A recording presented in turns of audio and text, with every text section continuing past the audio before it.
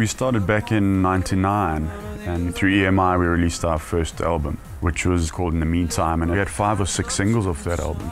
I remember getting a call from the record company to say that Indigo Girl, which was a big hit for us off that album, had been picked up in Germany by a German DJ.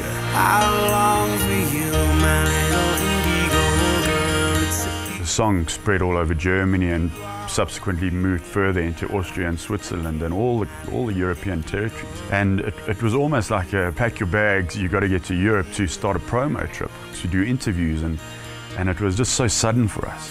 We put out the 3rd album in 2005, which is called Mosaic, and we actually recorded here. We recorded with JB Arthur.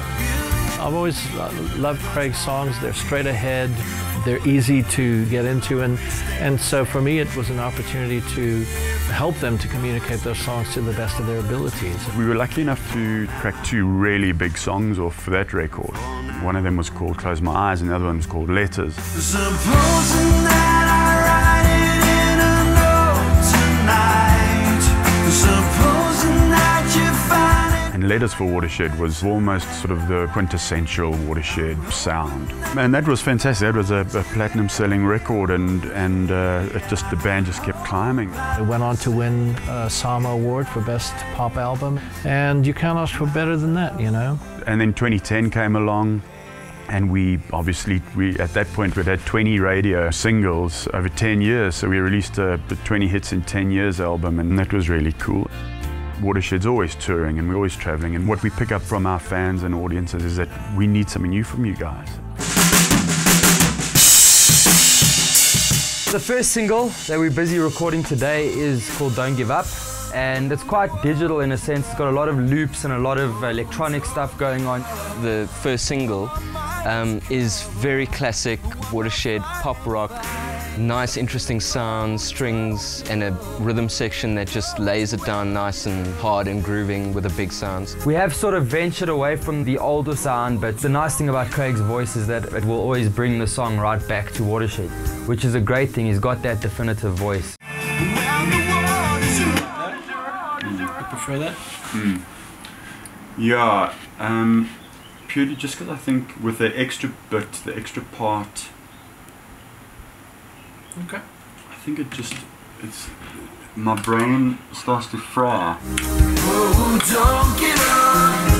I play guitar. We're just going for a nice fresh sound, but it sounds classic Watershed, but it's also a nice new sound. I think this particular song couldn't have been a better choice for the first single for the album. It's sort of both sad and it really uplifting at the same time. It's a nice commercial song, but I think there's also like a bit of a message there. We're creating a bit of a choir effect with the members of the band as well, so we all are part of it, as well as the gospel singers.